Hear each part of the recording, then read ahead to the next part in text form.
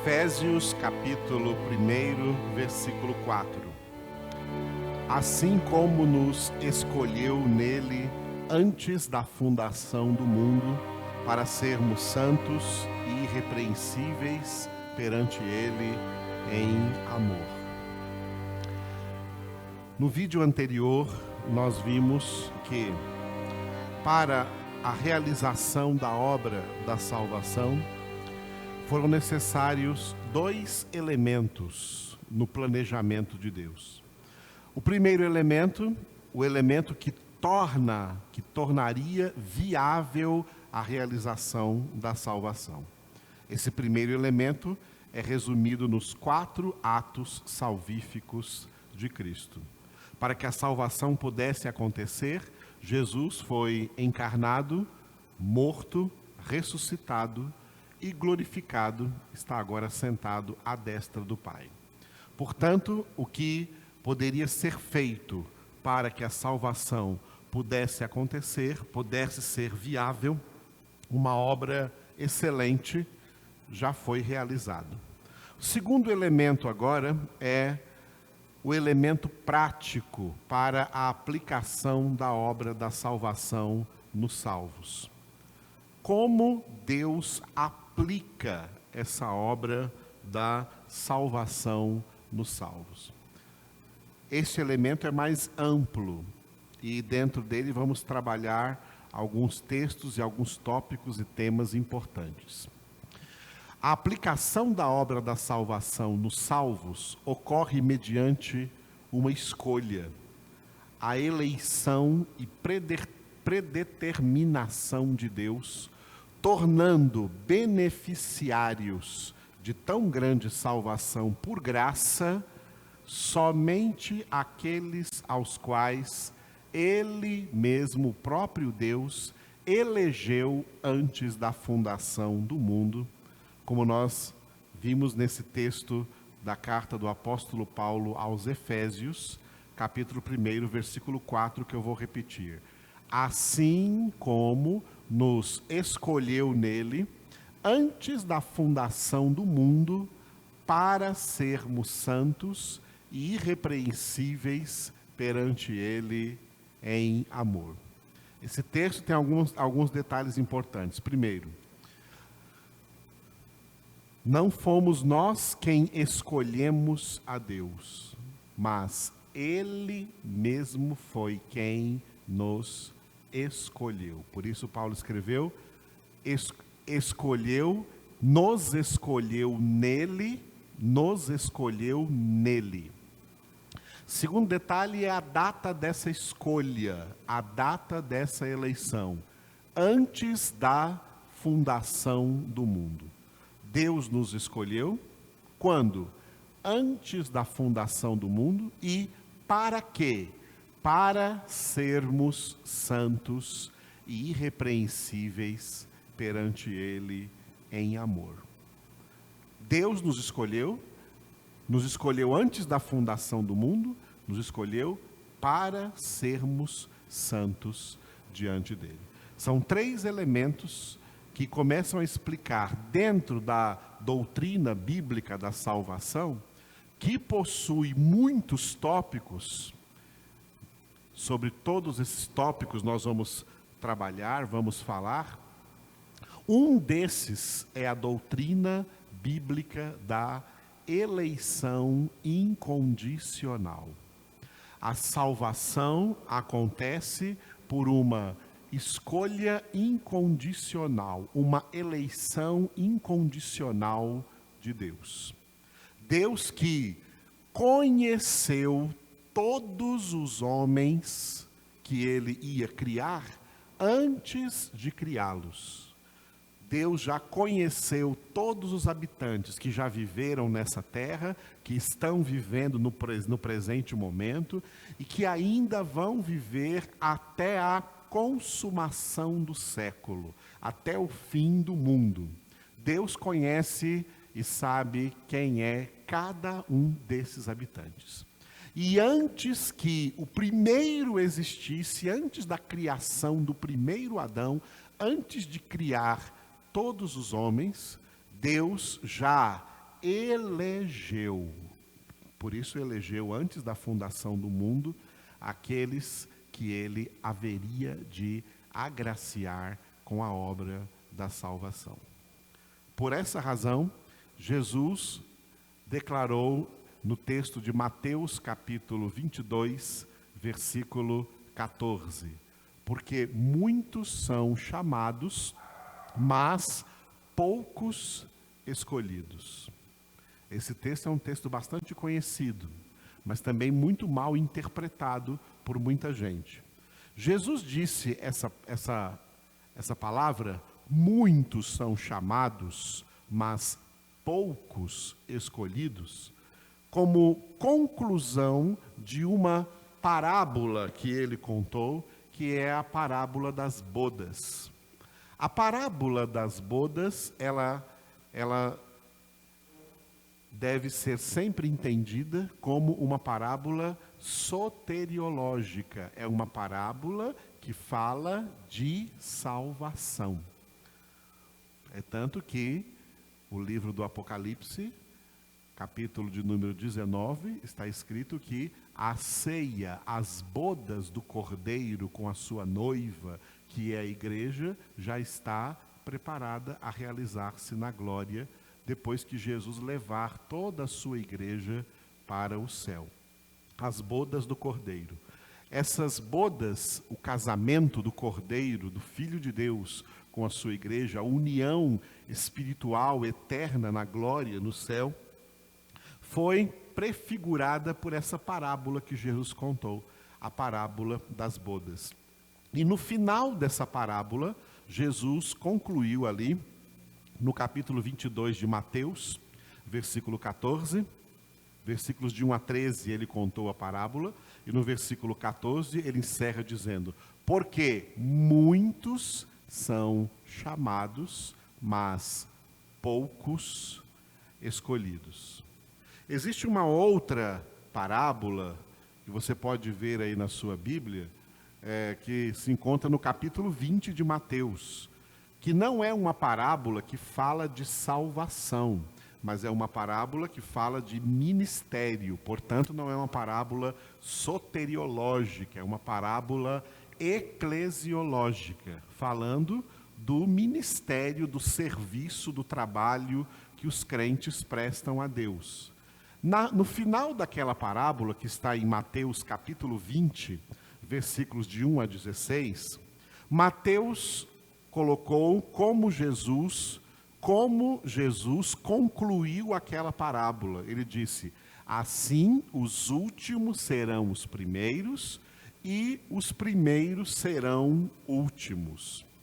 Ou seja, que o galardão é igual para todos, não importa os primeiros discípulos, os primeiros ministros, os primeiros que trabalharam na obra, na seara, na grande seara de Deus, como os que trabalharam no fim dos tempos na mesma seara. Os últimos serão primeiros e os primeiros serão últimos, porque últimos e primeiros receberão o mesmo galardão, a mesma recompensa. Só que em algumas Bíblias você vai notar que foi inserido aí neste versículo 16, que encerra essa parábola dos trabalhadores da vinha, inseriram a mesma declaração que Jesus fez em Mateus 22, 14. Muitos são chamados e poucos os escolhidos. Por que nessa altura nós estamos falando isso? Porque isso é uma realidade que você pode conferir aí na sua Bíblia. Em algumas Bíblias, em Mateus capítulo 20, depois de estar escrito assim, os últimos serão os primeiros e os primeiros serão os últimos, pessoas acrescentaram aí, por isso algumas Bíblias traz entre parênteses, porque muitos são chamados e poucos escolhidos. E já existem até algumas traduções em português que retiraram os parênteses. A expressão está aí sem nenhum parênteses. Por que inseriram, acrescentaram aí no capítulo 20, na conclusão da parábola dos trabalhadores da vinha, a conclusão que Jesus usou na outra parábola, na parábola das bodas do Cordeiro. São duas parábolas diferentes. Uma trata de ministério, a outra trata de salvação. Na que trata de ministério, Jesus encerrou dizendo: os últimos serão os primeiros, e os primeiros serão os últimos. E na que trata de salvação, Jesus não disse isso. Jesus disse: porque muitos são chamados, mas poucos os escolhidos. Acontece que existem pessoas que não aceitam, porque não entendem na sua mente, a doutrina bíblica da eleição. Então, quando a Bíblia fala de eleição, que Deus tem eleitos, que Deus tem escolhidos, essas pessoas gostam de interpretar esse texto referindo-se a ministério, que muitos são chamados e poucos são escolhidos para algum tipo de ministério, por exemplo, para ser pastor. Muitos são chamados, mas poucos são escolhidos. Por esta razão, para fortalecer esse pensamento errôneo aí, eles acrescentaram na parábola ministerial dos trabalhadores da vinha, em Mateus capítulo 20, a expressão, porque muitos são chamados, mas poucos escolhidos. Quando Mateus escreveu o capítulo 20, ele não escreveu esta frase. Esta frase está escrita só em Mateus 22, 14, para a parábola que fala de salvação e não de ministério. Portanto, quando Jesus diz: muitos são chamados, mas poucos escolhidos, ele não está falando de ministério, ele está falando de salvação. Muitos são chamados, primeiro, à existência. Muitos, depois, uma vez que existem, dentro de uma existência pecaminosa, pecadora, porque todos pecaram, dentre todos os pecadores, muitos são chamados a crerem em Cristo Jesus, a crerem na palavra de Deus, a crerem no Evangelho. Mas nem todos esses chamados são salvos os poucos escolhidos. Por isso, é necessário entendermos que o contexto da Sagrada Escritura delineia a existência de 3 grupos de pessoas entre toda a humanidade. Estes grupos podem ser assim denominados: o grupo denominado todos, o grupo denominado muitos e o grupo denominado poucos. Vamos começar pelo todos. O grupo denominado todos está descrito em Romanos capítulo 3, versículo 23. Todos pecaram e carecem da glória de Deus. O pecado atingiu a todos. Todos os homens pecaram. Esse é o grupo do todos. Portanto, todos envolve toda a humanidade.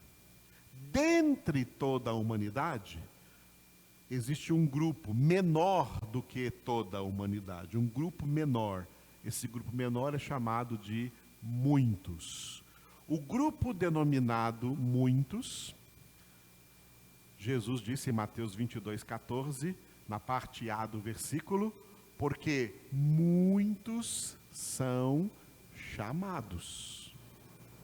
Também em Mateus capítulo 7, quando Jesus está para terminar o sermão da montanha, ele diz assim no versículo 13: entrai pela porta estreita, larga é a porta e espaçoso o caminho que conduz para a perdição, e são muitos os que entram por ela. Muitos entram pela porta larga e andam pelo caminho espaçoso que conduz à perdição. Todos pecaram, muitos são chamados, você percebe que há um afunilamento, porque agora vem dos todos vieram os muitos, dos muitos virão os poucos. Dentre os muitos surge o grupo denominado poucos. Repetindo Mateus 22:14, porque muitos são chamados, mas poucos escolhidos. E Jesus continua lá no final de Mateus capítulo 7, agora no versículo 14. Porque estreita é a porta e apertado o caminho que conduz para a vida, e são poucos os que acertam com ela. Você pode perceber o que Jesus está falando acerca de muitos e acerca de poucos. Muitos são chamados, poucos os escolhidos. Em Mateus capítulo 13, que é um capítulo onde estão registradas muitas parábolas de Jesus, uma dessas parábolas, ele disse que o reino dos céus é semelhante a uma rede lançada sobre o mar e que apanha todo tipo de peixes e é arrastada para a praia. E arrastada para a praia, vêm os pescadores e escolhem os peixes que lhes interessam, e os outros que eles não escolheram, eles lançam de volta no mar. Se você prestar atenção nessa parábola da rede, contada por Jesus, ela inclui os três grupos: todos, muitos e poucos. Todos representa o mar. O mar está representando todos. As muitas águas, a Bíblia diz isso, que as muitas águas representam povos, nações. Todos os povos da terra são representados por muitas águas. Então, esse mar representa toda a humanidade. Todos pecaram e destituídos foram da glória de Deus ou carecem da glória de Deus. No meio desse mar, lança-se uma rede. A rede lançada no mar é a palavra de Deus, o Evangelho de Jesus Cristo, que é o próprio Jesus. O Pai é o grande pescador que lançou essa rede no mundo, que enviou o seu Filho ao mundo. E essa rede pesca muitos homens, muitas pessoas, que enchem igrejas, enchem denominações, se tornam, por assim dizer, cristãs, crendo em Jesus Cristo, crendo que Ele é o Filho de Deus, crendo que Deus enviou Jesus Cristo à terra, sabendo de tudo o que aconteceu com Jesus, do seu nascimento, da sua morte, da sua ressurreição, da sua glorificação. São muitos assim chamados crentes, são muitos assim chamados cristãos. Mas uma vez pescados nessa rede, eles são trazidos para a prova. A hora da prova é a hora da seleção. A hora da prova é a hora que a rede é trazida para a praia, e ali os pescadores que lançaram aquela rede vão fazer uma seleção. E dentre todos quantos foram pescados, eles vão escolher somente aqueles peixes que lhes interessam para o comércio que eles vão fazer. O comércio de pescado que eles vão fazer. Os outros peixes são devolvidos ao mar. Assim também acontece. É assim que Deus age. Muitos são chamados, mas desses muitos, Deus já escolheu poucos. Quem são esses poucos? Esses poucos são aqueles que serão separados do meio dos muitos. Os muitos serão lançados de volta no mundo, de volta no mar, mas os poucos escolhidos serão tratados, porque eles pertencem a esse divino pescador que é Deus, que lançou a sua rede ao mundo. Essa rede poderosa é Jesus. Pesca muitos homens, mas nem todos perseveram, nem todos são escolhidos para ser santos e irrepreensíveis. Aqueles que são escolhidos, eles são então separados e são tratados. Portanto, o grupo denominado poucos escolhidos é o grupo dos salvos que sempre serão numericamente poucos em relação ao número da humanidade toda na somatória de todos os tempos.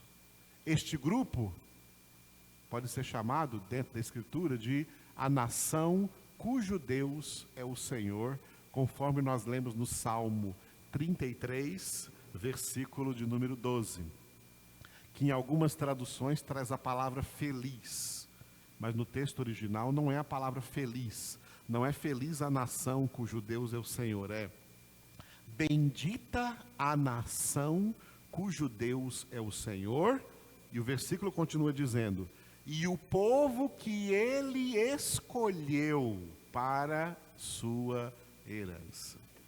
Muita gente, ao ler esse texto, pensa que esta nação é a nação de Israel, ou foi no Antigo Testamento a nação de Israel. Não é. A nação de Israel foi formada por Deus no Antigo Testamento com um propósito definido dentro da obra da salvação, a encarnação histórica do Messias. Nós vimos no vídeo anterior que o primeiro ato salvífico foi a encarnação de Jesus. Deus, que é santo, justo e faz tudo perfeito, ele não queria que Jesus fosse encarnado na história de repente, mas que ele viesse de uma genealogia, viesse de uma descendência histórica. Para estabelecer essa descendência, para estabelecer esse povo, Deus criou então a nação de Israel. Mas a nação de Israel é diante de Deus e aos olhos do próprio Deus, como qualquer outra nação da terra. Uma nação que contém gente nos três grupos, todos, muitos e poucos. Existem israelenses salvos, do mesmo jeito que existem brasileiros salvos, ou japoneses salvos, ou pessoas de todas as nações eleitas por Deus para serem agraciadas com a obra da salvação. Portanto, neste versículo 12 do Salmo 33, essa nação bendita, cujo Deus é o Senhor, não é nenhuma nação terrena, mas a nação espiritual que Deus está formando através da obra da salvação em todas as eras, em todos os séculos, em todos os milênios, até o fim dos tempos. A nação que Deus está santificando, que Deus está convertendo, que Deus está alcançando mediante o sacrifício de Cristo e a realização da sua obra da salvação, para morar com Ele no céu, para morar com Ele na glória. Essa nação, que não tem limites terrenos aqui na terra, é uma nação feita de pessoas que podem ser oriundas de qualquer das nações existentes. Essa nação espiritual vai se encontrar na grande congregação celestial quando todos os salvos estiverem na glória junto com Deus. Por isso essa nação é chamada de bendita ou abençoada. Bendita a nação cujo Deus é o Senhor. Porque essa nação é formada de quem? Do povo que Ele escolheu para sua herança. Deus escolheu dentre todos os seres humanos, é nisso que consiste a obra da salvação, entre todos os seres humanos que Ele ia criar, e esses seres humanos todos estariam no mesmo estado espiritual de pecado, mas Deus escolheu entre todos esses seres humanos uma herança para Ele. Deus decidiu que queria herdar para si uma herança dentre toda a humanidade. E para isso, redimiu e salvou e alcançou essas pessoas, cada uma no seu tempo, para resguardá-la para a glória. Essa nação é o povo que Ele escolheu para a sua herança. Essa nação é a única nação que vai existir eternamente lá na glória de Deus. As nações na terra são nações passageiras. São nações que vão acabar. A história das nações da terra, as histórias de cada nação vai acabar, porque está decretado por Deus na sua palavra. Passará os céus e a terra, mas as minhas palavras jamais passarão. Portanto, os poucos escolhidos são aqueles que Deus, em todas as épocas, vai recolhendo dentre todas as nações da terra, mediante a obra da salvação. O Salmo 65, versículo 4, também é muito importante dentro dessa doutrina bíblica da eleição, que faz parte da obra, da aplicabilidade da obra da salvação. O salmista disse assim, ó: bendito aquele a quem escolhes e aproximas de ti. Deus é quem escolhe e aproxima. Aqueles que Deus escolheu antes da fundação do mundo, Ele mesmo vai agir na vida dessas pessoas para aproximá-las de si. Não é o eleito que se aproxima de Deus, é Deus quem o aproxima dele. Deus é quem age, operando nele essa obra. O apóstolo Paulo também escreveu um texto muito importante, que nós vamos trabalhar no nosso próximo vídeo, mas eu vou ler para você agora e vou ler também no início do nosso próximo vídeo. 2 Tessalonicenses, capítulo 2, versículo 13. Paulo escreveu assim, ó: entretanto, devemos sempre dar graças a Deus por vós, irmãos amados pelo Senhor, porque Deus vos escolheu desde o princípio para a salvação, pela santificação do Espírito e fé na verdade. Os eleitos de Deus são aquele que Ele escolheu desde o princípio para a salvação. Sobre esse versículo, nós vamos trabalhar, vamos falar no nosso próximo vídeo. Não perca e entenda o que Deus está fazendo, aplicando ainda hoje. Enquanto estiver história na terra, Deus está aplicando tudo o que Ele já realizou em Cristo Jesus para alcançar aqueles que Ele escolheu antes da fundação do mundo para serem santos e irrepreensíveis perante Ele em amor.